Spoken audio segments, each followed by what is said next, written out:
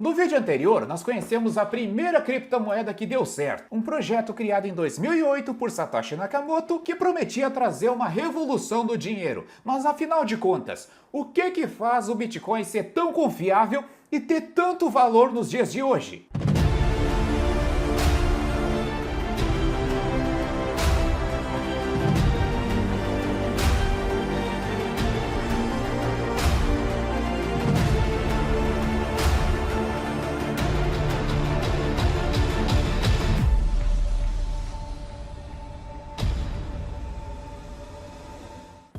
Bem-vindos ao terceiro vídeo gratuito do nosso curso Bitcoin do Zero. Hoje nós vamos trazer aqui um assunto muito bacana, que é a blockchain. Vamos tentar simplificar essa tecnologia para que você venha entender de uma vez por todas. Se você perdeu os outros vídeos, na descrição desse vídeo aqui vai ter a playlist completa para você assistir desde o primeiro. Então nós vimos que o nosso dinheiro evoluiu do escambo ao dinheiro digital. E hoje em dia nós estamos utilizando cada vez menos o dinheiro físico, aquele dinheirinho de papel. Mas mesmo sendo digital, o nosso dinheiro atual, nós ainda passamos por um problema de falta de confiança em cada transação que nós realizamos. O Bitcoin surgiu com uma proposta de resolver esse problema. E como que isso acontece? Como que algo invisível tem tanto valor? E também como que nós vamos confiar em uma invenção de um anônimo de internet? Ao criar o Bitcoin, Satoshi Nakamoto não tinha a ideia de que ele se tornaria o que é hoje. É claro que aparentemente ele era um visionário, uma pessoa que acreditava fortemente ter encontrado uma solução aí para esse problema de falta de confiança no nosso dinheiro. Porque essa era uma das preocupações dos cypherpunks da época, que davam um grande valor à privacidade. Mas o que faz o Bitcoin ser tão confiável hoje é a rede por trás dele, a tecnologia que nós chamamos de blockchain. A tecnologia blockchain nada mais é que um livro-razão público ou livro contábil, que faz o registro de uma transação de criptomoeda. A mais popular delas é o Bitcoin, de forma que esse registro seja confiável e imutável. Cada criptomoeda possui a sua própria rede, ou seja, a sua própria blockchain, com exceção de alguns tokens. Não sabe o que é token? Não se preocupe, porque nós vamos ver esse assunto nos próximos vídeos. No geral, as blockchains são transparentes, com exceção de alguns projetos focados aí na privacidade. Mas na maioria das criptomoedas, ela funciona com transparência e imutabilidade. O que é imutabilidade? A blockchain, ela é imutável. Nada do que é colocado, do que é registrado lá, nada pode ser adicionado, acrescentado ou até mesmo retirado. As informações, uma vez colocadas na blockchain, elas não podem ser alteradas. A blockchain registra informações como a quantia de bitcoins transacionadas, quem enviou, quem recebeu, quando essa transação foi feita, em qual lugar do livro ela está registrada. Isso mostra que a transparência é uma das principais qualidades da blockchain. Em um sistema centralizado, as informações elas são armazenadas e distribuídas em poucos pontos ou até mesmo em um único ponto e não existe transparência. Já em um sistema descentralizado, existem diversos pontos criando, armazenando, recebendo ou transmitindo as informações. E esses pontos da rede são o que nós chamamos de nodes ou nós da rede. E existem diferentes tipos de nodes. Tem full nodes, super nodes e nodes de mineração. A rede blockchain armazena essas informações, esse conjunto de transações em bloco, carimbando cada bloco com o registro de tempo e data. A cada período de tempo é formado um novo bloco de transações que se liga ao bloco anterior. Esses blocos, eles são dependentes uns dos outros, por isso o nome blockchain, ou cadeia de blocos. E isso torna a tecnologia perfeita para o registro de informações que necessitam de confiança, como por exemplo, o registro das transações de Bitcoin e outras criptomoedas. Todas as informações que são adicionadas nessa rede jamais podem ser mudadas, porque essa rede está em constante atualização. Para atacar essa rede e ter algum êxito mudando informações ou até mesmo roubar criptomoedas, precisaria de um esforço computacional gigantesco e seria necessário ter 51% de toda a rede. E é uma tarefa humanamente impossível, principalmente para redes muito sólidas como a do Bitcoin. Até hoje, em uma ilha do Pacífico chamada IAP, existe um sistema monetário muito sólido. A moeda é tão sólida quanto a rocha, porque realmente se tratam de rochas. Há mais de 1500 anos, os iapeses usam grandes discos de pedra para a compra de canoas, licenças para casamento, indenizações e outros. Todas as pedras têm a forma arredondada e algumas são muito grandes e pesadas, e para facilitar o transporte, elas possuem um círculo no centro.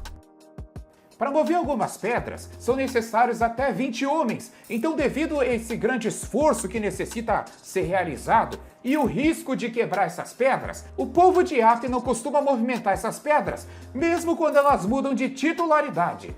Então, a contabilidade é realizada mentalmente e toda tribo faz o reconhecimento dessa titularidade, porque as pedras elas ficam expostas nas ruas para quem quiser conferir. O sistema monetário do povo de IAP é semelhante à blockchain pelos seguintes motivos. A confiança é descentralizada, não há necessidade de bancos ou intermediários para assegurar a propriedade. A propriedade é reconhecida pelo consenso dos participantes do sistema. Assim como nas pedras de IAP, para roubar o sistema seria necessária a ajuda de outros participantes, além de um grande esforço. Como em IAP são necessários até 21 homens para mover uma pedra, na blockchain haveria necessidade da participação de mais da metade dos usuários para realizar qualquer tipo de fraude. A transparência do sistema é a segurança. As pedras de IAP ficam expostas nas ruas igual aos ativos de uma blockchain, que podem e devem estar dispostos para todos os participantes da rede. Já que nós estamos falando sobre blocos, vamos falar um pouquinho sobre mineração. O Bitcoin é limitado a 21 milhões de unidades e desde a sua criação foram minerados um pouco mais de 18 milhões de unidades. Isso quer dizer que ainda restam cerca de 2,3 milhões de Bitcoins para serem minerados. Mas o que é mineração? De uma maneira bem simplificada, grosso modo aqui para vocês entenderem, a mineração é o processo da geração de novas criptomoedas. Quando uma criptomoeda é criada, é estipulada ali a quantidade total de moedas no seu protocolo. No caso do Bitcoin, foi estipulado que ele teria 21 milhões de unidades. E no caso da mineração com Bitcoin, que é a Proof of Work, que é o tipo de mineração que exige esforço computacional, a utilização de um computador ou até mesmo equipamentos especiais.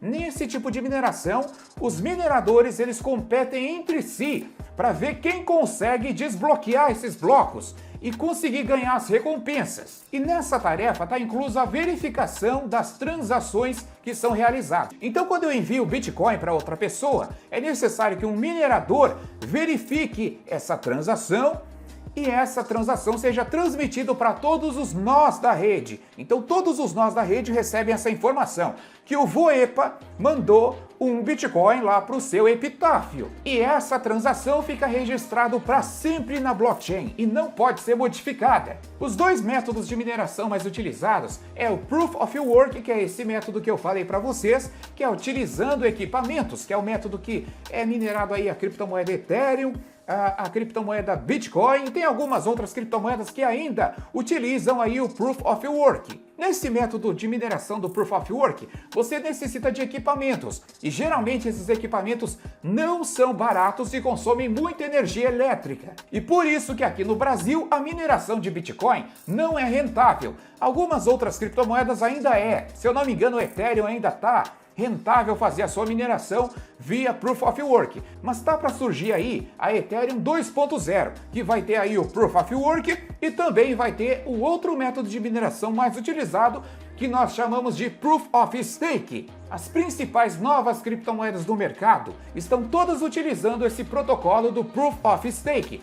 No Proof of Stake, o seu poder de mineração está na quantidade de moedas que você possui. Nesse modo de mineração, você não precisa deixar o computador ligado, você não precisa gastar energia elétrica, você só precisa colocar as suas criptomoedas na carteira oficial dela e fazer aí uma delegação para alguma pool de mineração. Se você quiser aprender sobre a mineração Proof of Stake, nós temos vários vídeos aqui no nosso canal, fazendo o Proof of Stake da ADA Cardano, da Zilliqa, tem várias outras criptomoedas, onde eu ensino passo a passo de como você deve fazer o stake. Agora, dando a minha opinião sincera aqui para vocês, eu não gosto da mineração Proof of Work. Eu acredito que esse método de mineração, ele causa de certa forma uma centralização, porque apenas um pequeno grupo ou pessoas que possuem dinheiro conseguem fazer a mineração dessas criptomoedas. Já no Proof of Stake, qualquer pessoa com uma pequena quantidade de criptomoeda já pode se tornar um nó dessa rede, como no caso do projeto Cardano, onde a pessoa que baixar a carteira da Daedalus já se torna um nó dessa rede, e isso ajuda muito na descentralização do projeto. Agora deixa eu falar para vocês a respeito do lastro do Bitcoin. Tem muitas pessoas que dizem que o Bitcoin não possui lastro. Agora eu quero explicar para vocês que o Bitcoin possui lastro sim. Então, analisando a história do nosso dinheiro, nós percebemos que ele passa por um problema de falta de confiança. E na época do padrão ouro, nós vimos que existia um lastro. Então, para cada cédula emitida, era necessário ter a quantidade em ouro. Nenhuma cédula poderia ser emitida se o determinado país não tivesse aquela riqueza correspondente em metais preciosos. E esse lastro foi abandonado lá na Primeira Guerra Mundial. Então até hoje o nosso dinheiro passa por um problema de falta de confiança. O lastro do nosso dinheiro hoje é a confiança que nós temos no emissor, que no caso é o governo e os seus bancos centrais. E nós podemos perceber, olhando para países como a Venezuela, o que um governo é capaz de fazer com o seu dinheiro? O que um governo é capaz de fazer com a sua confiança? Então, meus amigos, eu digo para vocês que o Bitcoin tem lastro sim, e o seu lastro é a sua tecnologia, que traz de volta a confiança que nós perdemos na moeda estatal. Mas nós podemos utilizar a blockchain para outras finalidades, além do registro de transações financeiras com criptomoedas. É o que nós vamos ver no próximo vídeo.